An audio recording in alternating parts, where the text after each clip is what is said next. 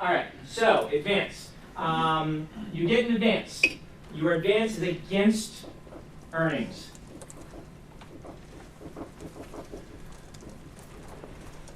So, an advance against earnings means they pay you $1,000. Each book you sell earns you a little bit of money. Your little pot starts adding up, and they don't owe you any more money until this gets to 0, and then, of course, goes beyond it. Does that make sense? So if you have $1,000 advance, which is tiny, but you have $1,000 advance, and you earn $1 per book, which is also tiny, then you would sell 1,000 books and break even. At that point, they will pay you royalties. Royalties get paid twice a year. Okay? They get paid in May for the previous July to December. Okay? And then get paid November for January to June. It's slow. It's way too slow. But that's what happens. All right? But theoretically, if you're getting a big advance, then you're not getting royalties early on. So, big advances against royalties.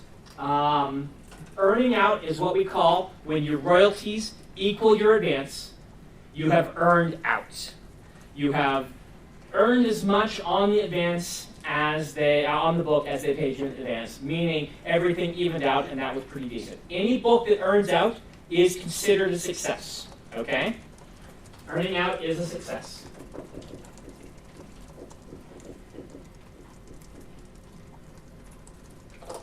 I don't know if that's too seasoned. I can remember. Earning out is a success. So that is one litmus test you can use. That if you're a new author, they're probably putting the advance at basically the lowest the book could earn out at and still be considered at least a mild success. Maybe not so much of a success that they're banging down your door to buy more, but that's going to be some litmus. One thing, though, that is kind of weird is that not earning out does not necessarily mean failure, which is a tough one to wrap your mind around. People look at the advance as, well, this is how much money the book earned. No, that's not how much, or the royalties. That's not how much the book earned. That's how much your cut of the book's earnings are. Okay? And I'll try and explain this in a way that makes sense. Certainly, if you got a small advance and you didn't earn out, that's a failure of a book. But to understand this, we kind of have to go into standard percentages. Almost everybody in the business gets something like this. Hardcover, you get 15% of the hardcover price. Okay? Paperback, you get somewhere around 8% of the cover price. Okay? Realistically, if you really want to know the basics, hardcover is usually broken down like this. First 5,000 is 10%. Second 5K is 12.5, and then everything thereafter is 15. That's how it usually breaks down. And with paperback, it's often something like 6% on first 75K, and then 8% thereafter. Trade paperback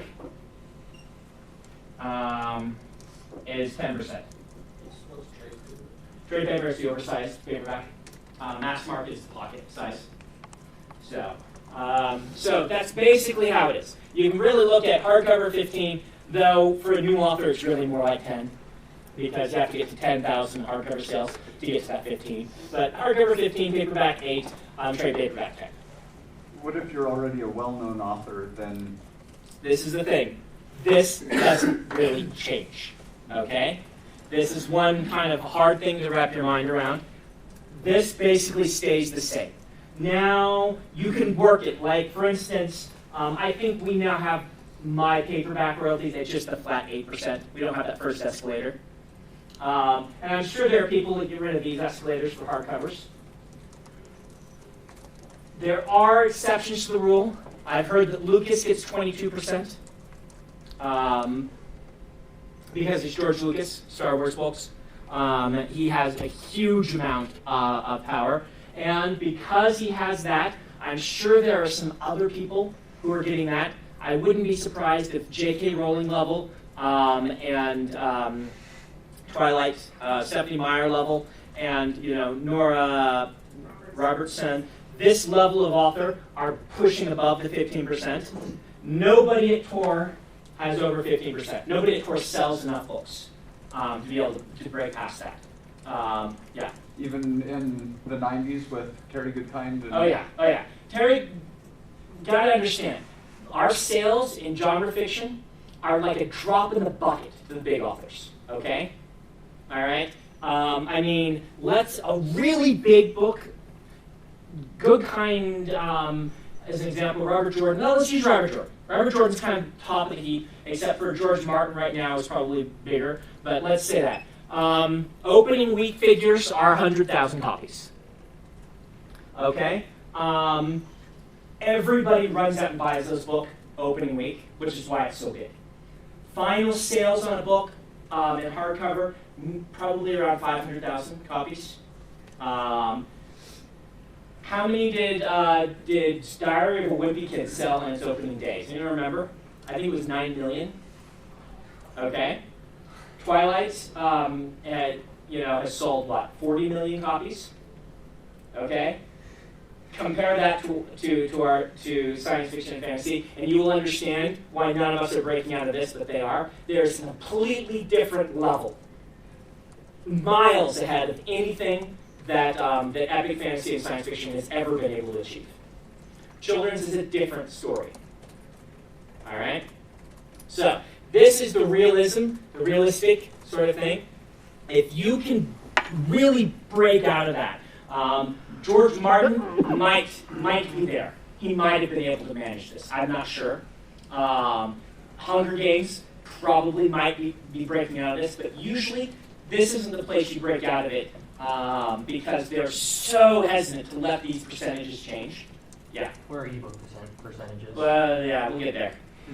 I'm going to do that next. I'll just put it up there. Right now, ebooks, which are a big battleground, are hovering at 25% of net, which is very different from this. These are all based on our cover price. If a bookstore discounts it, you still get the same royalty. 15% off a Wheel of Time book is what? They're $30 books. They're like $4.50, right? Something like that. You'll get that even if they sell the book at $18 instead, because all this is tied to cover price. Ebook royalties are not tied to cover price. They are tied to net from the retailer, which is usually 70%. So you get 25% of 70%. And so most authors are arguing this is too small, and it's become one of the big rallying cries, and a pretty legitimate one, for self-publishing. So this guy, we think, will probably change, but it might not.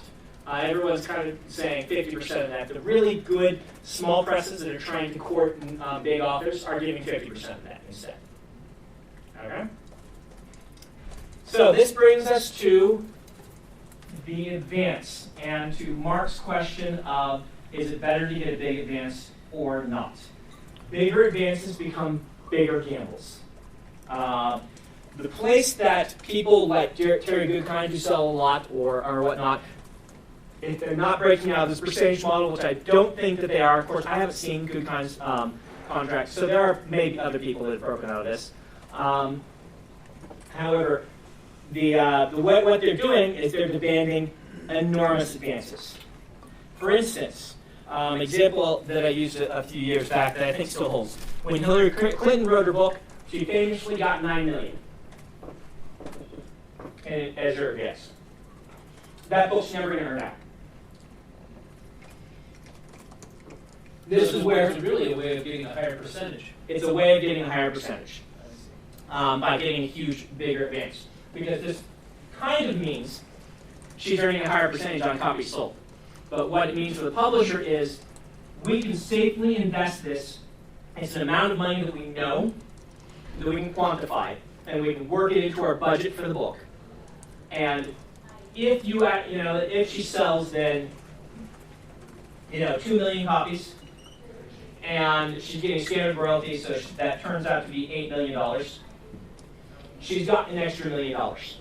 She's got a slightly higher percentage. But since this was already budgeted in ahead of time, this is not considered a failure. It just means she's getting a better percentage, but we didn't have to change the percentage numbers because doing that is dangerous in publishers' eyes because it's internal. It always stays that way. So the book sells for 50 years, you've got that higher percentage rate. With this, you paid out an extra $1 million to get Hillary Clinton's name to be able to establish it, but then we don't have to worry about having to change those percentages. How long do you earn royalties for? As long as the book is being sold under that contract. So once the contract expires, then you don't earn any royalties? Yes, but you get the rights back to sell somewhere else. And the contract usually only expires if it's not selling any copies.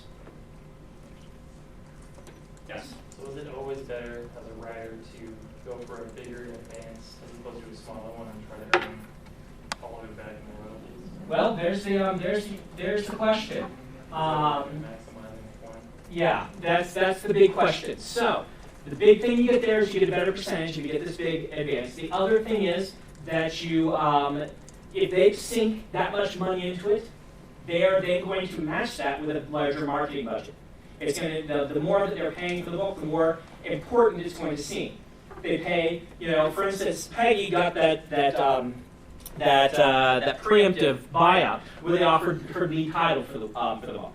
Lead title means that she gets the full page in the catalog, and she goes first in the catalog for that month to booksellers. So when they open it up, there it is, the lead title. This is our most important book. Though secretly they actually have what they call super leads. But super leads are only established series that everyone knows what they're going to sell. So she could still be lead title, and they could be releasing a Wheel of Time book that month. Yes, a new Wheel of Time book is a more important deal than a book by a new author, but everyone understands that, and the lead title is really the, hey, you're not expecting this book, it's our lead title, it's really cool, you should pay attention to it. That's a pretty important thing that you can get, and you get that tied to usually getting a large advance.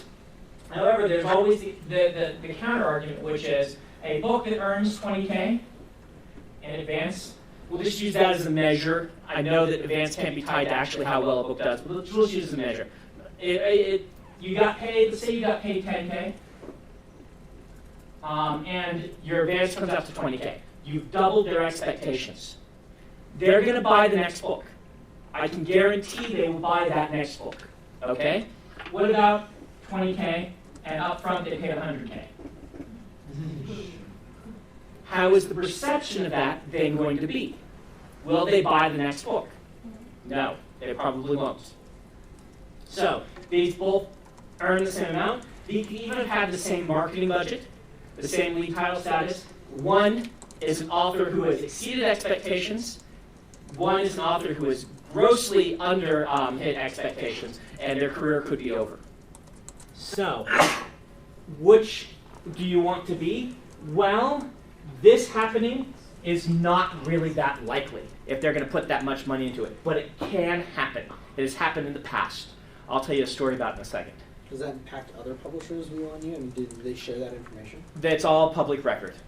Nielsen ratings will show how many copies the book sold. Everyone has the same royalty amounts. Advances are usually published in Variety or Publishers Weekly and things like that. So, yes, they all have that knowledge. It can make it hard for you. So the amount of money they put in a book, does that include publicity and such? Yes. Not this money, the advance doesn't include the publicity budget. But if they pay $100,000, then it's going to usually get a certain percentage of that year's marketing and publicity budget. Where if they pay $10,000, it's not going to get as much, but it depends. So this is kind of a gamble. Generally, these things can be self-fulfilling. If a publisher pays $4 million for a book, and everybody knows it, it becomes its own marketing and publicity force, and it becomes a pretty big deal, and it can kind of be a self-fulfilling prophecy, if that makes sense. And so where you lie on this really depends. It's one of the reasons we did not push Alcatraz higher. We felt that we had gotten a fair offer a large offer. Alcatraz we got 160 for 4. I didn't even have a book out yet at that point, I think. Maybe Elantris was out. In fact, I think Elantris might have been out, but it was before Mistborn came out. And we maybe could have pushed it higher with auction. As it stood, the book did not sell as well as Scholastic thought it would. And it didn't hit that failure level, but it kind of hit that, this sold all right. We don't know if we want to do anything more level.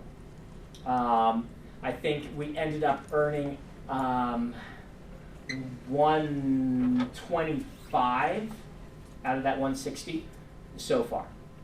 And so it didn't earn out, but it was a big advance. So in the end, they just kind of, by the second book, felt like, oh, these aren't earning what we want them to. And so they basically dropped the books.